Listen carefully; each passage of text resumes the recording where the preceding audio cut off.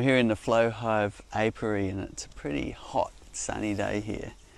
Now what we're going to do today is answer questions for anybody who's beginning in beekeeping or might like to start beekeeping one day, and there's no such thing as a silly question. Ask me anything and I'll help you answer. The aim is to get those questions answered so that you can get one step further towards starting in this amazing pursuit.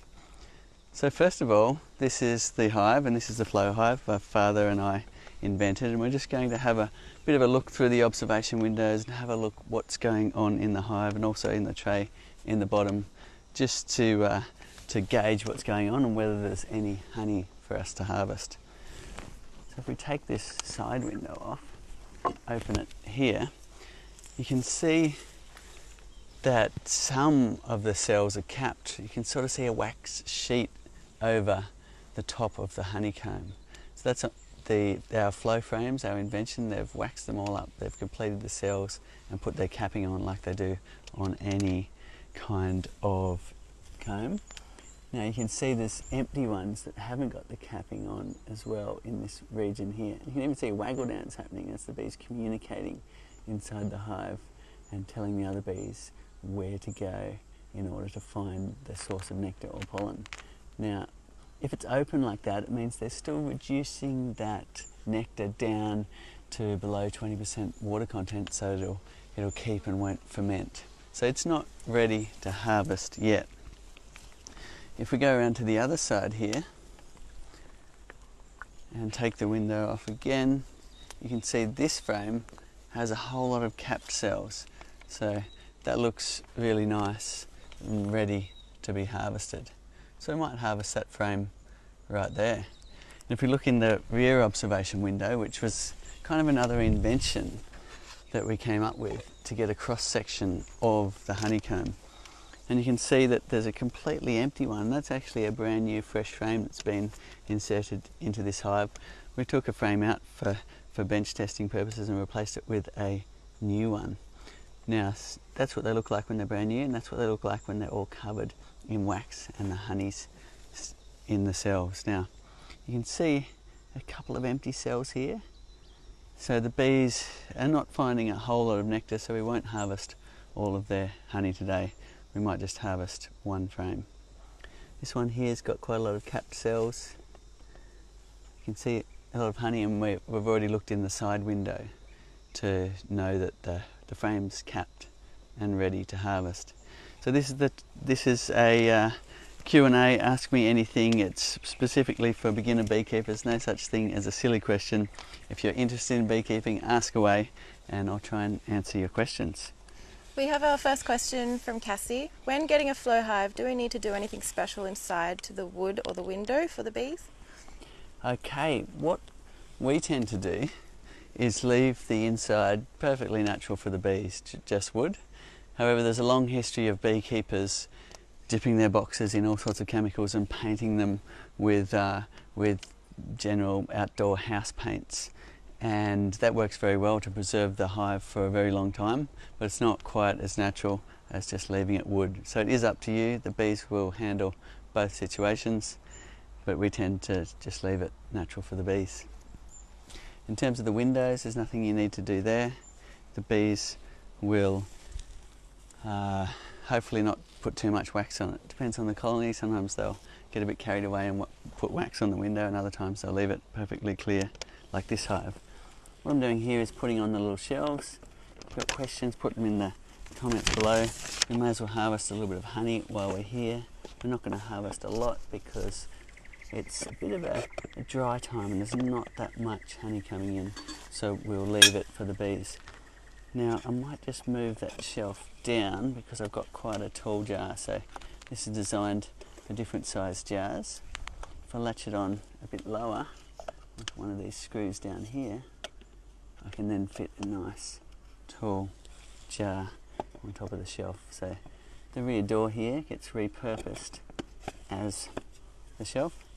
The jar goes on like so. We've got a question from Danny. He says, I'm getting my nukes in a few months and I have two hives, one that's an 8 frame and one that's a 10 frame. Is there any difference? Okay, so in beekeeping. This is based on a standard Langstroth hive, and the size of this box is what's called an 8-frame Langstroth hive. If you look up here, we have a 10-frame Langstroth, and the difference is that one with that first one with mountains on it there. The difference is just another 2 frames wider in the brood box. So there's 8-frame or 10-frame, and they're 2 standard sizes that developed from kerosene boxes and things back in the day.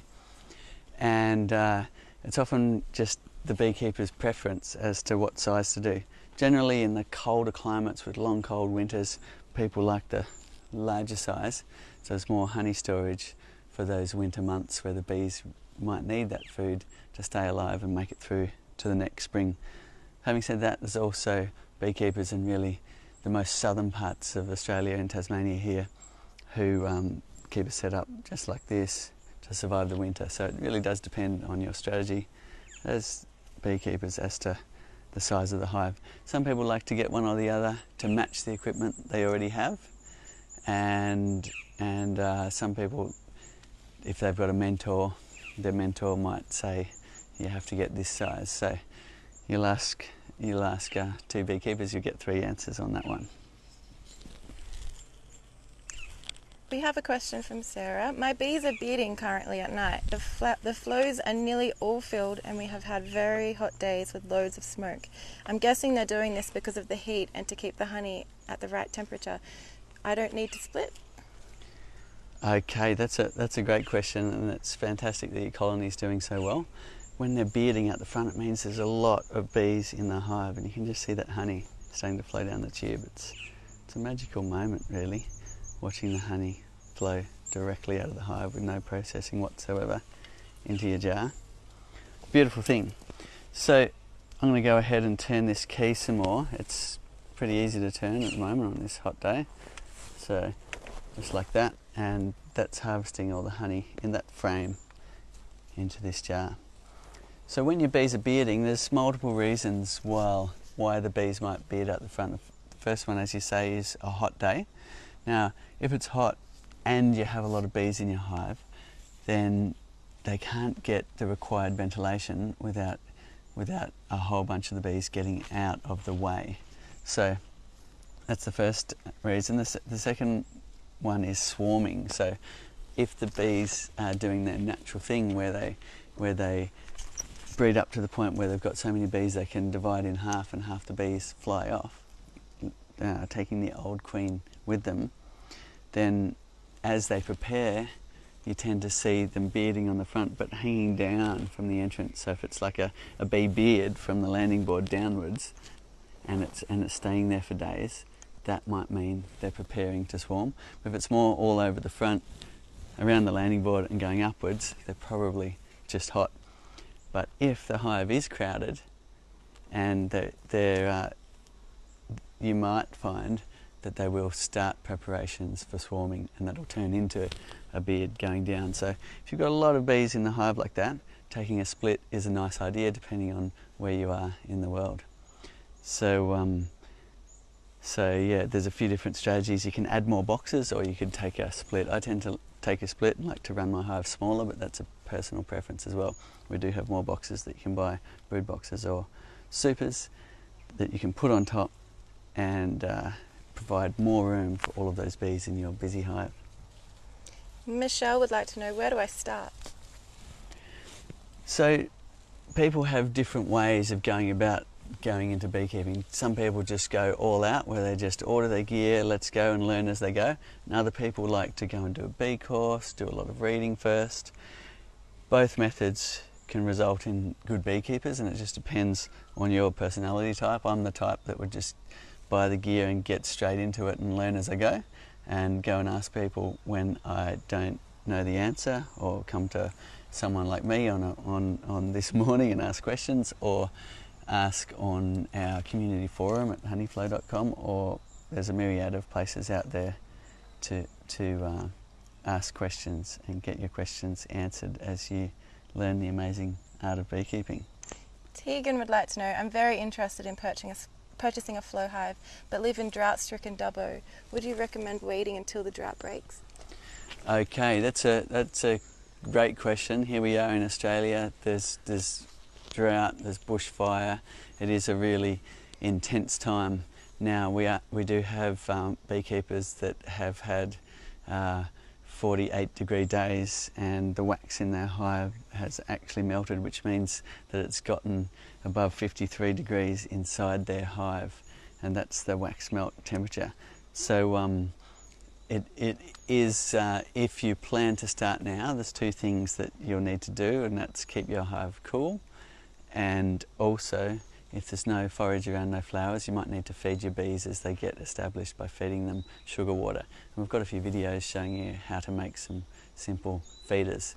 And you can then keep your colony going. If they find forage, you can stop feeding them, or as you said, you could wait till the drought breaks, up to you. Cooper says, "Hi guys, I just bought a flow hive and I'm waiting for it to be delivered. I live in Sydney. Will it be too late to start my hive once it arrives?" That's amazing honey. That's beautiful. It's got the wild quince in it, which is a very floral flavour, and it's this really light colour here. Beautiful. So your hive should arrive soon. We have them in stock in Australia, USA, Europe, and if you're anywhere else in the world, they can come in a pretty timely fashion. Now, it depends where you are. Where were they? Sydney. Sydney. So, in Sydney, you could definitely start your hive this time of year. I find I can start a hive any time of year in this subtropical region, but the absolute best time is spring, because there's a lot of flowers happening. But if it's not spring, you can still go ahead and start, and you probably get, you might be able to take advantage of the summer and autumn flow, depending on where you are. If you're inland a few kilometres from the coast, you tend to get a lot of flowers in summer. If you're right on the coast, it'll be more early spring, and you also might get an autumn flow as well. If you're right on the coast, you can often get forage all through the winter as well. So asking local beekeepers could be a good idea, but I would recommend just jumping into it and getting it happening. Sarah says, in Texas, I've had my flow hive for 9 months and the bees aren't filling the frames. They've added the wax to complete the cells and sporadically filled some spaces, but nothing is capped yet. Is there anything I can do to encourage them? How long should it take a hive to fill an entire flow box? Okay, so if they've added the wax to the frames, what they're waiting on is two things: enough bees and enough nectar. So that's basically the recipe. If you open the side windows and the hive is packed with bees like this, and you get a nectar flow, then it should happen quite quickly. Now, if you weren't getting any wax on the flow frames themselves, then you could encourage that by actually giving them some wax and getting them to start. And we've got some FAQs on that, but basically you just get some wax from the brood box and mash it into the flow frame surface. You won't damage it, and the bees will recycle that into that area, and that'll get them going a bit quicker. But if you've already put the wax, what they're waiting on is actually enough nectar.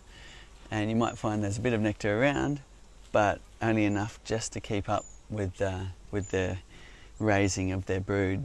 To raise one frame of brood, they need a frame of honey and a frame of pollen approximately. So they do consume quite a bit of honey, and it's not till they get a surplus above that that they can store it for later. And we get to take a share in that, which is a beautiful thing. Toby would like to know, how long does it take for the honey to flow from the hive using your tap system? Maybe, say, per frame. Okay, so this we've been going for probably 12 minutes now. 14 minutes, and that's how much honey we've got in the jar.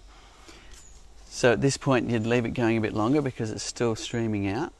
So I'd say when you get to the 20-minute mark, the stream would have slowed down to the point where you can either wait if you've got the time and fill up the rest of the jar, or just put this cap back in, and we've designed a little leak back point that the bees can reuse the last remaining dribbles into the hive.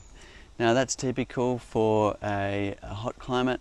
When it's cold, when it's really cold, if you happen to be harvesting, most of the time, even in cold climates, you're harvesting when it's warm. But if you happen to be harvesting when it's cold, it can take a lot longer, even an hour or so, for the honey to come out into your jar. So that's the time frame. You can harvest multiple frames at once. It's less disruption to the hive, just doing, say, 2 or 3 frames at a time, and I would recommend doing that. It's also more efficient because they can use the wax and honey left in this one to fill up the adjacent one.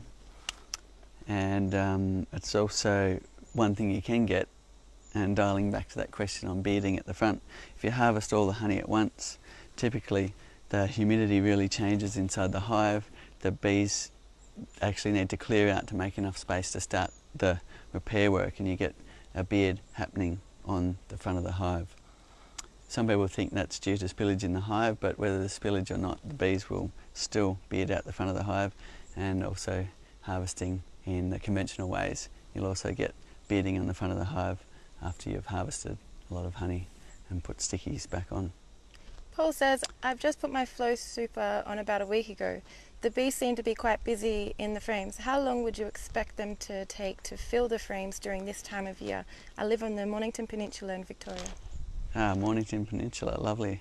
I'm heading down there in a bit over a week. It really does depend on the two things, and that's the abundance of nectar and the strength of your colony. You can have 3 hives, 5 hives side by side, and one will fill it really fast, while the one might not even fill it at all, and the other 2 might be sort of in between. Now, Stone behind the camera, who's holding the camera there, he had the experience of the hive filling up within 2 weeks, and he harvested it, filled up again in a week, and then he harvested it, filled up again in another 2 weeks. And that's extraordinary and very exciting when it happens. But it's more typical to take a month or 2, especially when it's the first time and the bees have got to put all of that wax on and make it their own. So if you do find you need to encourage them, then you can follow FAQs on putting some wax onto the frame just by scraping it from the brood box to get them going on those frames. If there's not many bees in the box, you will need to wait until the colony gets enough bees in the hive to really do some good foraging work as well. So always recommend having more hive than one, because you'll see really different results hive to hive. We've got 2 questions about fires from David and Brooke. One is, how close are you to the fires, and are you and the bees affected by the fires? Okay, right here we've got a fairly blue, it's a little bit of a hazy day, there's still a bit of smoke haze in the air, but we're at the other side of a very intense fire time in this area. We've had a lot of forest burning, and that's really sad for all of that habitat, and really sad for anyone who's lost their homes. Myself personally was out firefighting. Stone behind the camera was also my nephew, my sister-in-law who's our GM, my brother, my other brother. So there's been, we just downed tools here at the office and went firefighting, and that was an important thing to do to save a whole lot of houses, including our childhood ones. And but the fires still continue. They're not as bad right here where we are now, where we've had a couple of showers on Christmas Eve and Christmas Day, which slowed things down a little bit. But if you go down south, it's really bad still, and it's all over the news, and there's more forest burnt here than the Amazon fires, more forest burnt in Australia than the Siberian fires. It's actually quite catastrophic, so thank you for your concern. Michaela says, I want 1 hive just for my own honey. What is the smallest setup I would need to get? Okay, so this is the smallest setup. It looks like this, and the reason why it's that size is if you put bees in a smaller hive, what happens is they build up so quickly and they just need another hive so quickly. You're better off having at least this size hive. So you don't really want to go much smaller than this, or you'll be splitting your hive multiple times throughout the season. There is some beekeepers who like to keep smaller hives, and they say you get a lot of honey that way, but you need to be managing that as the bees build up and need another hive quite quickly, because the queen can lay up to 2,000 eggs a day, and she will when there's enough forage around to feed the hive. And that really is an explosion of bee numbers in your hive, so you need enough space for that. So this is what we call the 6-frame flow hive, and the reason why we call it 6-frame is because it's got 6 flow frames in it. Now it's a little bit confusing because this is an 8-frame size Langstroth box, so there's 8 frames in the brood box and 6 up top. So if you jump on our website, this is called a 6-frame flow hive, so that's what you need to get started. There's a few different choices of wood. This is the Araucaria, which is a locally sustainably grown wood. And we also have Western Red Cedar and Paulownia as options for you. The cedar is by far the most durable wood. It's very popular in America, and it's also popular here in Australia because of its amazing qualities to last, but yet it's really quite lightweight and beautiful. Michaela says, can you keep bees in a backyard with kids? You can, and I say that with a little bit of caution as well. Certainly my kids are around the hives every day, but I'm an experienced beekeeper, and I know which hives are a bit grumpy and which aren't, so I'll let my kids play with the hives that are friendly. So there's those factors involved. There's a lot of our customers have children. It's a wonderful thing to be able to harvest honey. Read our first aid, there's a link on the bottom of our website, and learn a little bit about that. Bee stings are common in families anyway, if you step on the clover and so on, but having a hive around will increase your chances of stings as well. So you need to take that into account, and I believe it's a wonderful thing for families. It's such an amazing learning to have bees in your backyard, to be able to produce real produce from a very small footprint, to be able to see what the bees are doing and learn about them, and in doing so you start opening your eyes to the trees around that are flowering and all the things that are flowering, and what people might be spraying, and all of those issues. So it brings about this awareness and connection to nature, and it's a great piece of education for children too. So by all means, have a look at that first aid and make up your mind whether beekeeping's for you. Dave says, I'm getting a lot of smoke in orange from bushfires. Will this affect my bees? Okay, the smoke doesn't affect the bees as such. We've had quite a lot of honey production still coming in, even when the other side of the valley's burning and it's completely smoked out. So as long as bees can get to forage, they can still produce honey. Bees are used to smoke. We use the smoke as a tool when we're inspecting the hive, and the levels of smoke in the air, even when it's hard to see the clouds, your bees will still be okay. Renee says, hi, how do I get bees in my flow hive without catching a swarm? Okay, so there's multiple different ways to get bees into your hive. The easiest way is to order a nucleus from a bee breeder. So if you get online, find a bee breeder and see if they can supply you a nucleus, which basically is a small box with a going hive in it. There'll be about 5 frames in there with a queen, with a whole lot of workers, with honey stores, with pollen, with brood. All you need to do is get in your bee suit, put it into your box and look after it, and your hive will grow from there. There's also other ways. You can take a split, which is a bit more advanced, but if you have someone with a hive, we've got videos showing you just how to do that. And that basically involves taking some frames out of another hive and putting them into yours. You can let them raise their own queen, or you can order one in from a queen breeder.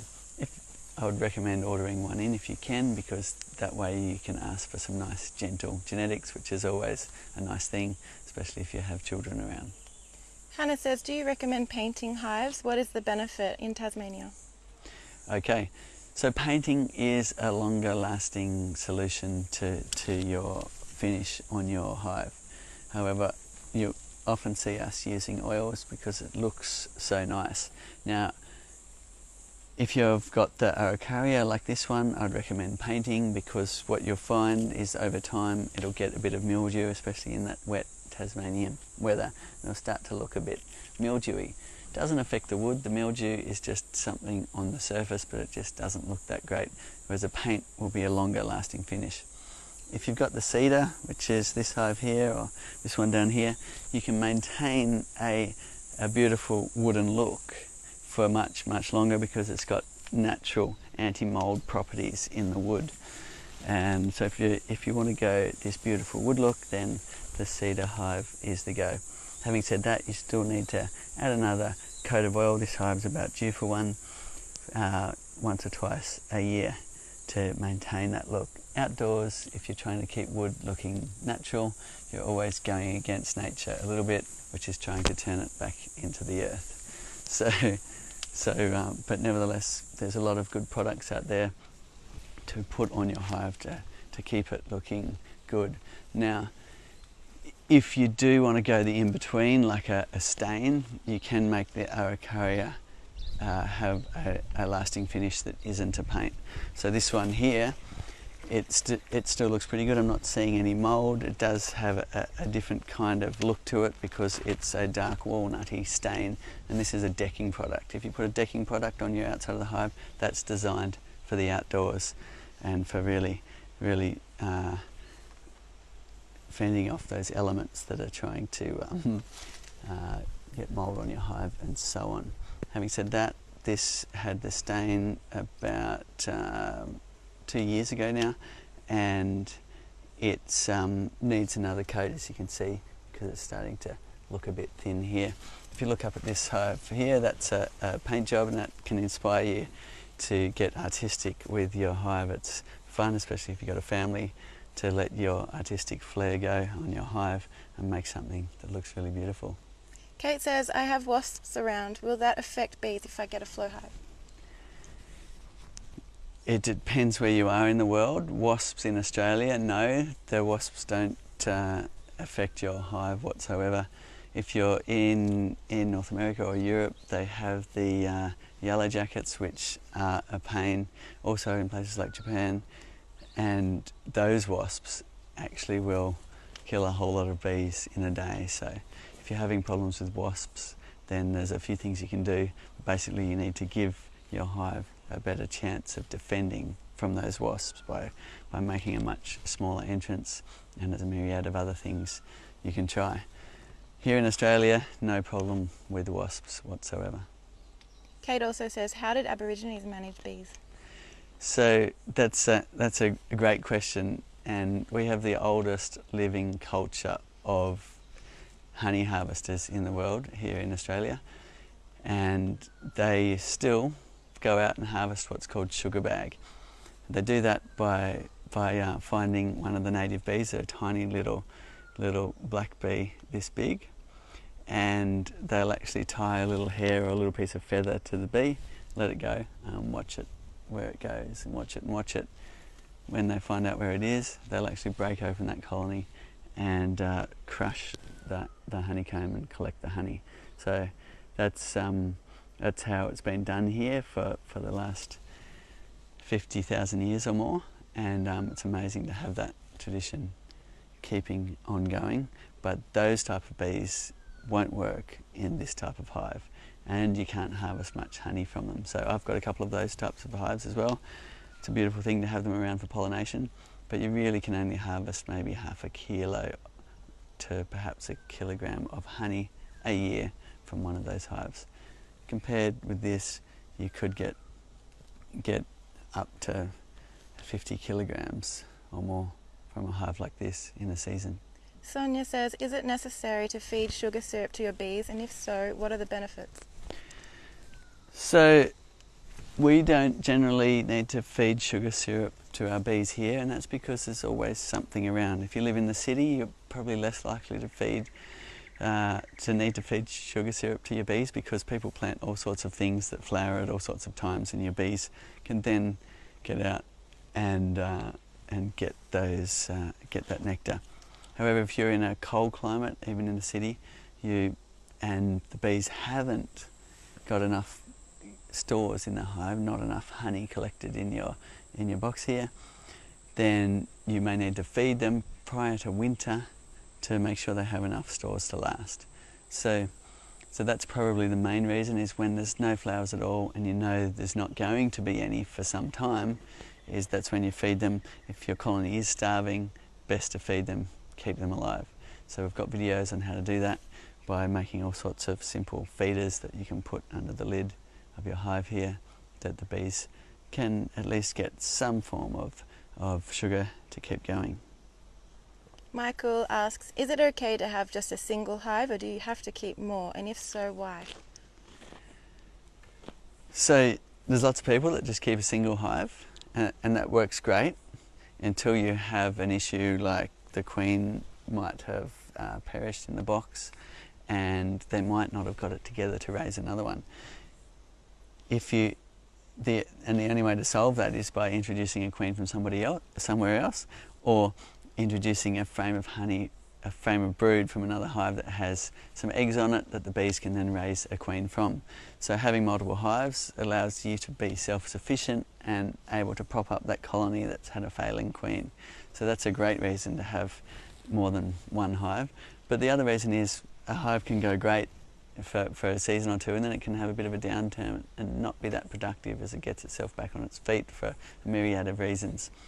And having multiple hives gives you that kind of benchmark of this hive's not doing so well, but those two are, so the season's actually still good, but it's a case of that hive being a little bit weak. So it increases your learning about what's going on, having multiple hives also, but it's not a must. Start with one, see how you like it. Marianne says, what is involved in getting a license for a hive? Okay, so it's just a registration. So here in Australia, you must register with the DPI. There's a small contribution to make, and that helps fund things like disease prevention. And so that's an important thing to do, and it's also important so the DPI knows where all the beehives are in the world. So everyone that gets a hive in Australia must register, and other countries have similar things. So make sure you ask what you need to do in your country when getting a hive. Dylan asks, have you done a side-by-side comparison of a hive in the sun and a hive in the shade? Okay, not intentionally a hive in the sun, hive in the shade. And to do that comparison well, you'd have to have a lot of hives in the sun, a lot in the shade, to really get the feel of whether it changed honey production or pathogens. Now, the reason why people tend to put them more so in the sun, at least sun for some part of the day, is less likely to be susceptible to things like chalk brood. So chalk brood is something that's it's not an issue that you need to burn your hive like AFB, which is the worst one, but it can sort of get hold in your hive, and it's more likely to in a shady, damp environment. So for that reason, give your hive some sun. The idea would be sunshine in the morning, shade in the afternoon, especially in summer, and that'll help the bees and aid them in controlling their temperature in the hive. Having said that, most beekeepers keep their bees out in a field where they're getting full-on sun all day, and the bees are fine as well. They're so resourceful. They'll go and collect water, they'll fan it, they'll air condition the hive and maintain the perfect temperature in your brood box to keep that brood happening and those babies coming along. Jonathan says, hi team, love the live feeds and other content. Wondering what advice you give to someone wanting to set up an apiary. Other than council regulations and Department of Industries, is there anything else people should take into consideration? Okay, there is a number of things, and one of them is proximity to neighbours. So you mentioned a couple. You might want to check your council regs. There might be a couple of places in Australia where the council says you can't keep a beehive. Sorry, if that's the case, then you should campaign to open that up. I believe that there's not many of those places in Australia. But where you situate your hives is important in terms of neighbourly consideration. So if this was a thoroughfare through here for the neighbours going to their house, then you wouldn't want to point all your hives in that direction, because they're more likely to get a sting because all the bees are just flying past. Now if you put something that blocks in the way like this, they'll actually double back and go this way, and you probably just saw a bee land in my hair. That's because the flight path is actually turning around and going this way. So it does depend. So if you could point them to a fence and they would turn around and go the other way. Ideally they've got a nice clean run out in that direction, like our hives down here on the edge of the hill have. It's a better scenario where the bees can just go straight out of the front and away. However, they're very clever and they will work it out no matter which way you face the entrance. They're used to going to the holes in trees and logs and things, so it's often quite a passageway to get out into the world from a forest hive. Dave asks, "Hi Cedar, my bees seem to be taking forever to fill the front of the outside frames. Is there a reason for this, as they are filling the middle frames after harvesting quicker and haven't harvested the outside ones ever?" Interesting. You can get into a situation where it's a bit hive specific, and that genetics comes from the queen and who she's mated with, up to 15 or more drones from other hives. And that genetic material will determine all of the traits of your hive. And we have had a strain here that would fill up all the frames, but they wouldn't fill up the window. They'd never ever fill up the window, and that was kind of annoying. But generally, most hives will. They'll get here and fill up this window, as you see here. You can see the bees working down these cells now. They're pretty keen to get that one filled because it's in the centre. They like to keep their honey in the centre and then expand out to the edges. So it could also be the case that they just haven't had a big enough flow to fill the whole box, and they're just concentrating on the centre. Let us know how you go when a nice big flow comes on in spring, whether they fill out to the edge or not. If you find they're not filling all the frames, then it might be good to start another colony to benchmark it and see what another colony does. Jason asks, "Hi Cedar, the wax in my hive was white all through winter and spring, and I'm curious to know why the wax in my hive has now become a brilliant bright yellow all through summer." Okay, so when bees first make wax, it's generally white, and you'll see actually even in your tray at the bottom of the hive here that there'll be a whole lot of droppings of wax as the bees are using their wax glands for the first time, and that'll be like little tiny flakes of white, and it's that which they make their comb with. If they don't have any wax to reuse, they will start using their own wax from their wax glands. Fresh wax, depending on what they're foraging on. I've also seen that. So it's normal to have a range of colours, usually bright white when it's new, going right through to just about black when it's been used for brood a lot in the bottom of the hive here. Julie asks, "Do I have to coat the flow combs with wax before I add to the super?" No, you don't. I almost never do that. However, some people, especially in places that have a really short, sharp honey flow, let's say my sister lives in Berlin, she decided to coat wax on them, paint hot wax with a paintbrush onto the flow frames. You can do that to speed up the process and make sure she captured the short honey season that they have in Berlin. But that's just for the first time you use the flow frames or your bees use those flow frames. Once they're all covered in wax, then they'll treat them like any other regular frames and fill them up. So it's not necessary. However, if you want to play around and try, you can wax up some of the frames and see how that goes. If you're wanting to speed things up and you don't want to go to the trouble of boiling up wax and so on, a quicker thing to do, scrape some wax from the brood box, just the burr comb that they put on top of the frames, and just mash it into the flow frame surface with your hive tool, and they will quickly recycle that all around on the frame surface. Put it in the window so you can watch them do it, and that's a fun thing to do. Jenny asks, "Can I tell if there is a nectar flow on from watching the behaviour of bees from the entrance?" Yes, that's a great question. So the more you observe your bees, the more you learn. Now, if you've got a hive without the windows and you're only relying on the entrance behaviour, then you're watching the bees and how they fly. If they're flying out and sort of wandering around a bit, and then and the bees aren't going in a consistent direction, then there's probably not a good flow on. They're still searching. But if they're going straight out of the entrance and taking off altogether on a great sort of flight pattern, you'll have to watch pretty closely to identify that.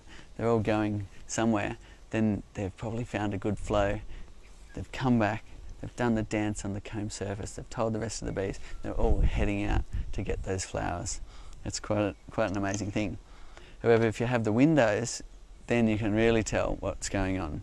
So here, as I said earlier, you can actually tell that there's not that much of a honey flow on at the moment. The reason why I say that is you've got cells that were full and then they ate the honey out of it. So you see there's full cells that they've actually even put their capping on, and then there's empty ones right beside it, and then full one again, then empty. And what that tells you is that bees have gotten a little bit hungry and they've started to pull back the honey from the extremities of the hive. So they aren't finding enough to keep up with their own demand at the moment. However, if you see it really filling, it's more like this pattern here actually, where there are a whole lot of cells that are collecting honey like that all the way down, and there's not that missing. You can say they're finding some honey and they're starting to fill up that frame. So there's a bit of a mixture here. That there is a little bit of a flow, but not a whole lot is what I deduce from this. It's amazing to watch when they really get on a good flow, and you can actually see this window change hour by hour, and what happens in 11 o'clock in the morning as to what it looks like in the night will be completely different. And you might even get to see them splattering the nectar all around the cells and starting to fan that and dry it out.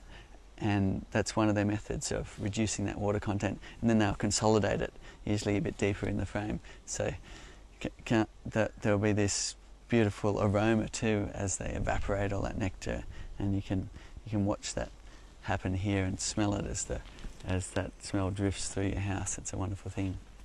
Louis says, I bought my flow hive and ready to start. I found it very hard to open the tube circular round plastic cover on the bottom of the super frames, and I don't want to force open them. What's the best way to remove them when needed? Okay, great question. So if you break them, then we'll send you some more. But they're pretty tough. So that's this little point here I imagine you're talking about. Now, the tube can actually be used to open it, the little hook on the tube. Now this has still got some honey coming out, but what we might do is just cap that off now, because it's coming out so slowly that the rest we'll just leave for the bees. So I'm going to take this tube out and put this cap in, and this is designed so you can actually leave it like this, and the last dribbles will go back into your jar. But also that can be used as a leverage point just to get your cap out. So that's neat. And while you're there, you might notice they've blocked up the little leak pack point. And what happens when that's blocked is any honey dribbles that come through into that trough area as they're completing all those cells and putting the nectar in will build up in this trough area. You don't really want it to build up because it may ferment, especially if you're in a tropical or subtropical climate. But we've designed it so this little point here cleans that out automatically without you having to think about it. Bees being bees will block it up anyway, often, so you can get in there and unblock that with a little stick, or you can insert this tube and it'll automatically unblock that little point there, and then that system will work properly again. So you can also use your flow key to lever them out just by popping it in there like that and levering the little cap out. Nicole asks, how would you suggest winterizing, insulating a hive? I'm in Colorado, USA, and we can have temperatures well below freezing in the winter. So, there's a bit of debate about whether it's a good idea or not a good idea to insulate your hive. Nevertheless, a lot of people do insulate their hives, and there's definitely merits for both arguments. Now, if you do want to insulate your flow hive, then I believe we do have some information on how to do that. Probably the first thing you do will be to pop open the lid if you plan to keep using this style lid through the winter, then you want to put some insulation in there, and perhaps even some so let's say if you had a foam pillow, you might like to put some plastic over the top of that, so that the condensation inside the hive or any moisture that comes through the roof doesn't make that insulation soggy inside. So basically you're packing some insulation just under the roof here. If we open this, you'll be able to see that space there. So you'd be putting it on top of here and filling up this roof cavity to insulate the roof area. Now, you could also wrap your hive in insulation. Some people do that, some people don't. It really depends on your strategy there. You can get on honeyflow.com, ask the question, find out what other people do, but you could wrap blankets around your hive and then some kind of rain-stopping layer on the outside.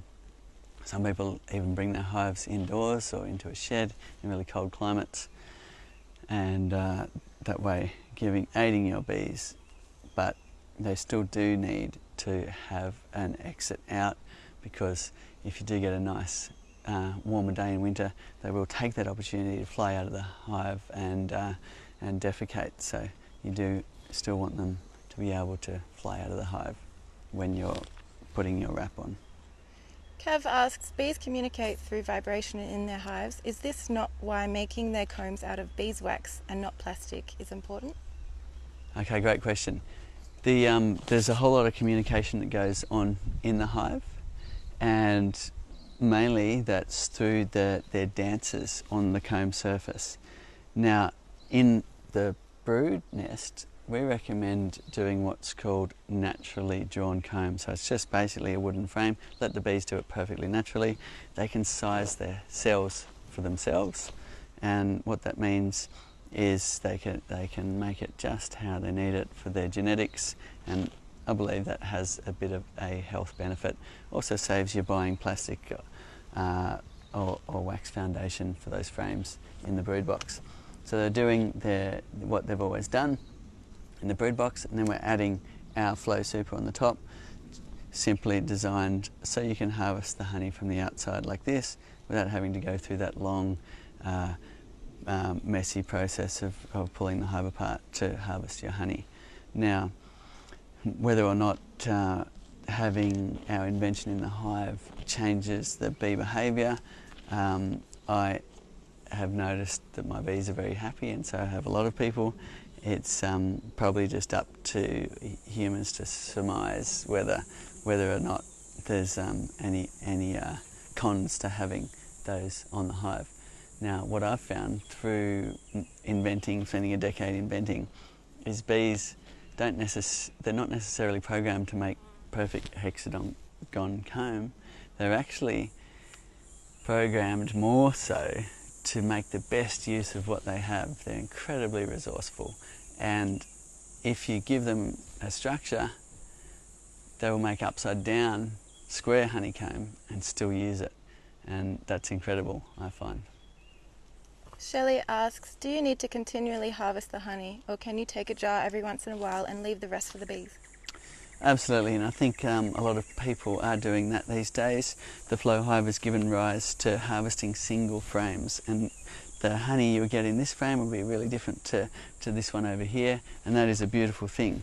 Now, it has changed the way we think about honey harvesting. Conventionally, you got in there and you took all the honey while you're in there, because it was such a big effort to pull the hive apart and take all those frames away, get the centrifuge going, do all the decapping, spin it all out, clean up all the mess. You wouldn't do it for just one frame, but now you can just turn the handle, get a frame of honey, and that'll last your family a week or two. Nicholas asks, I just recently got my flow hive too. I installed my nuke in July, but 2 days ago I checked my hive and I have no bees. I just put my flow super on last month. What could have happened? Okay, it sounds like you've been unlucky. And your hive has absconded for one reason or another. Now, it's not usual for hives to abscond once they've got established brood in the brood box here. They generally won't leave it, but you'll have to have a look. You might need to take some photos of that and send it in to us, or if you have someone experienced around to have a look at what went on in your hive. You will need to inspect for any pests or disease issues that might have resulted in that, but it could be the case that the queen perished for one reason or another. They didn't get together to raise another one, and the hive was slowly dwindling out, or they could have just packed up shop and left, which is called an abscond. Deborah asks, is there a place for honey that they get to keep? Yes. So in the brood box you generally find the outer frames are honey, and also around the tops of every brood frame. So I recommend just leaving that there for the bees. However, if you want to get in there and harvest a honeycomb frame from time to time, that's a fun thing to do, to take that honeycomb to a party for people just to chew on. In this box, it's your choice whether you go ahead and continually keep harvesting the honey or leave it for the bees. The bees won't mind if you leave it for them, and they don't seem to mind too much if you take some as well. Tram asks, I was wondering the best way and time to merge 2 weak hives. There is not much flowering at the moment. Okay, so that's an interesting one, and that'd be a good one to do on Facebook Live. So let's note that down, showing you how to merge 2 colonies. So if you've gotten into a situation where you've got multiple hives and one of them is queenless, you can go ahead and try and fix up that situation and introduce a queen. But if that fails, you might decide that you won't bother trying again. You'll just merge that colony with another one. And the way you do that is you put the box on top, and we actually did it recently. Down here you can see a stack of boxes there, and the reason why they're like that is we merged the colonies.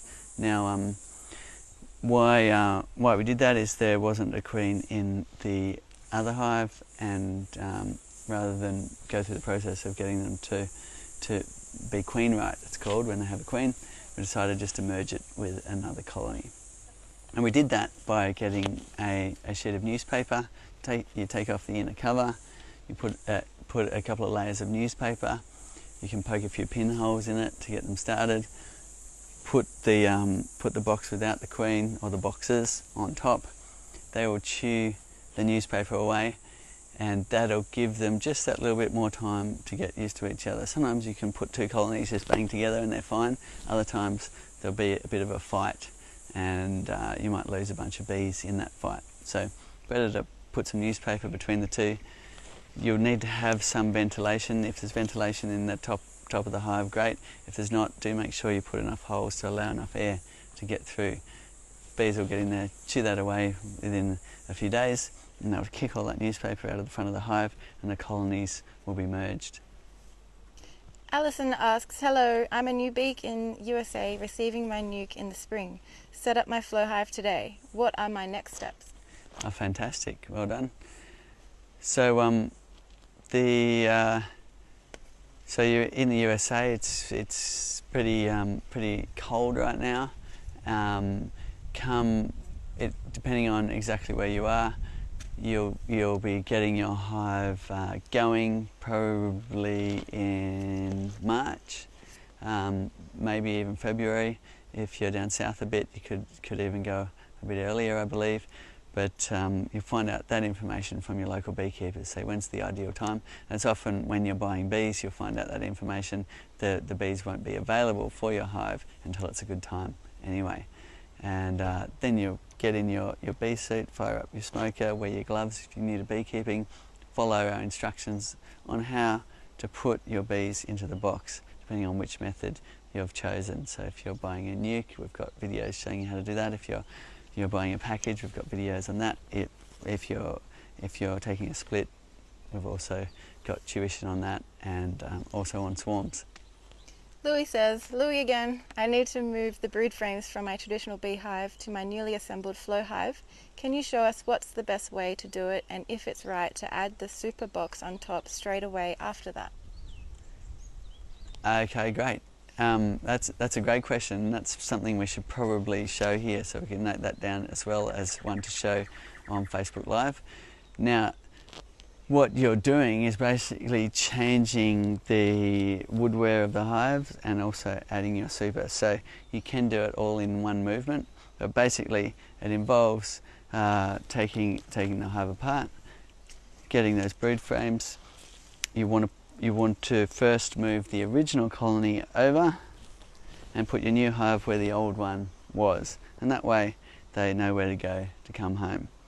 Then it's a case of getting those frames. This box would be off at the time. Brood frames go in here, and then the excluder on top of that. Make sure you shake all the bees in before you put the excluder on. You don't want the queen left behind.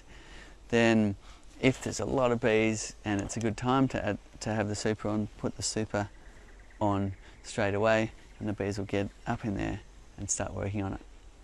Maggie says, I got the flow hive, but the queen bee keeps dying. Can you tell me what happened?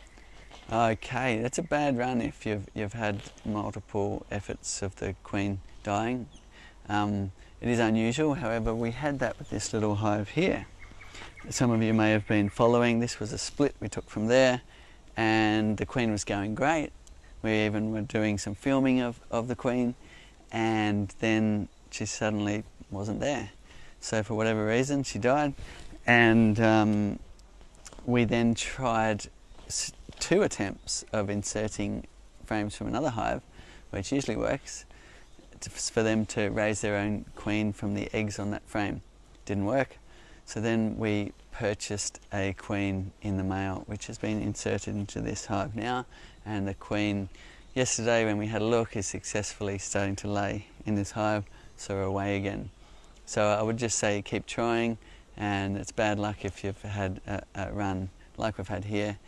Equally, I've had many times you take a split and they raise their own queen and off they go, or you add a queen and no issues. So really just depends on a bit of luck there. Dylan asks, what can I do when my brood frames get old and black?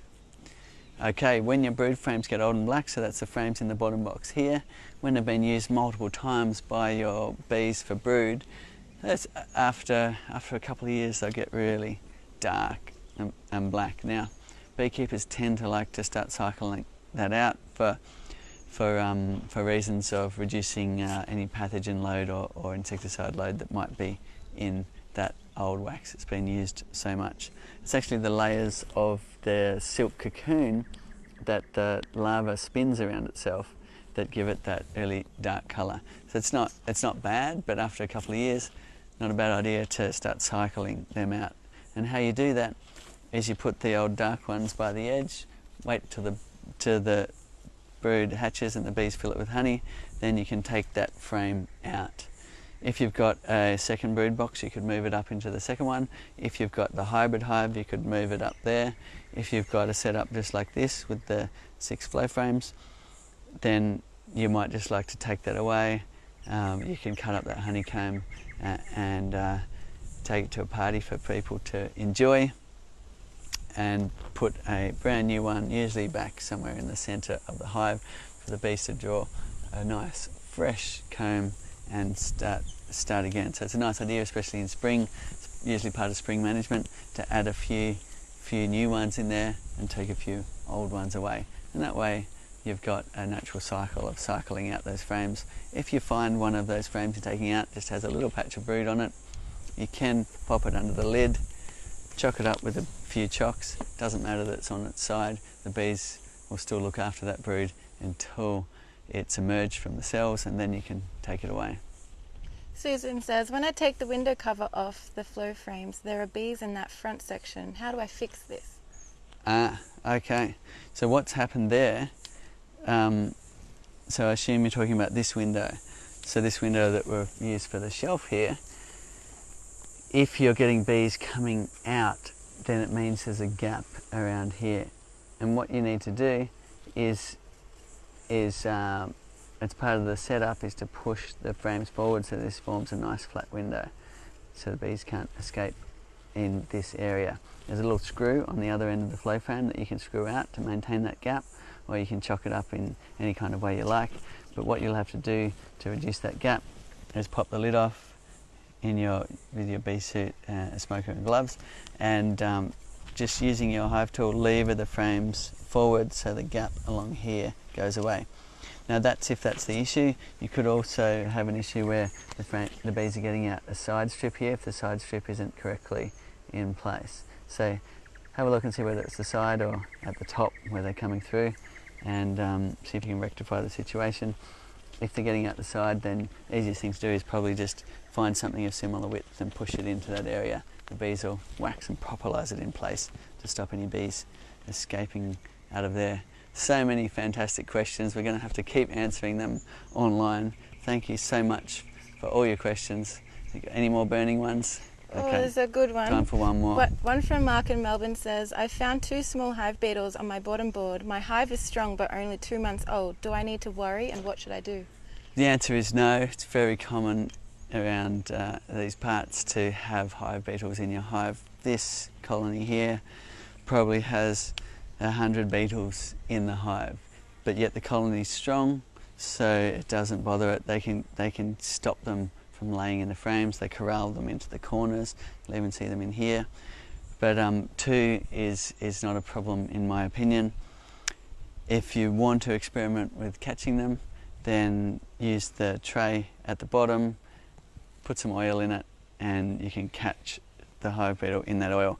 Before you put that oily tray back in, just have a look under there and make sure there isn't bees that have gone up under the screen, because you don't want any bees to die in your hive beetle trap. So great questions, and thank you very much. You can keep them coming in text. We'll keep answering them. Otherwise, we'll be here again next week to keep answering questions, and good luck for all of those starting out in beekeeping. It's a wonderful thing to do. It's a wonderful thing to be able to both produce produce in your backyard and enjoy that and share that, but also be doing the amazing thing we call pollination and being able to help all of those species do their thing. So it really is a win-win, and by all means save your questions up for next week.